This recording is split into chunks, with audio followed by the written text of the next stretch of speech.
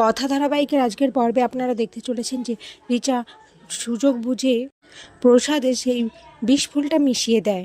এদিকে অর্ণা যখন অগ্নিকে প্রসাদ দিচ্ছিল তখন বুলি খেয়াল করে যে তার উপরে বনি ফুল রয়েছে, আর এটা দেখেই বুলি সঙ্গে সঙ্গে সেই প্রসাদটা ফেলে দেয় আর বলে, ভালো সাহেব আপনি এটা খাবেন না, এতে বিষ রয়েছে। এই যে বনি ফুল এগুলো হচ্ছে বিষ ফুল।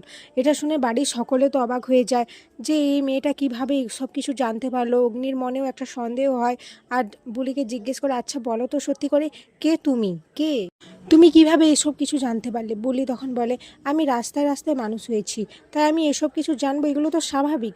অগ্নি বলে, না তুমি আমার থেকে কিছু লুকাচ্ছ, তুমি আমাদের সকলের থেকে কিছু না কিছু লুকাচ্ছ। এরপর প্র্যাটিকে বলে, প্র্যাটি ওকে অ্যারেস্ট করে নিয়ে যা, ও নিশ্চয়ই আমাদের বাড়ির কিছু না কিছু ক্ষতি করতে চায় হয়তো। এদিকে অগ্নি মনে মনে ভাবতে থাকে, না একটা পরীক্ষা করতে হচ্ছে, তো মেয়েটা একদম কথার মতো দেখতে, আবার কথার মতোই গাছপালা নিয়ে বেড়ে উঠেছে। আমার কেমন যেন একটা খটকা লাগে, একটা পরীক্ষা করে দেখবো। হ্যাঁ করাই যায়। এরপর অগ্নি হাঁচি দিলে বুলি অগ্নির কাছে বুলি সঙ্গে সঙ্গে অগ্নির গালে একটা তেল দিয়ে দেয়, বলে এই তেলটা নিলে আপনার আর হাঁচি হবে না। এদিকে রিচা প্রান্তিককে ফোন করে বলে, তুমি বলেছিলে নাকি বুলি মারা গেছে, কিন্তু বুলি হচ্ছে কথা, তুমি আমাকে বলেছিলে কথা মারা গেছে। তুমি কি নাটক করছো প্রান্তিক?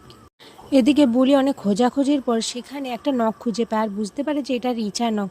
তারপরে তো তার কাছে সমস্ত ক্লিয়ার হয়ে যায় আর এখানে আজকের পর্ব শেষ হয়ে যায়।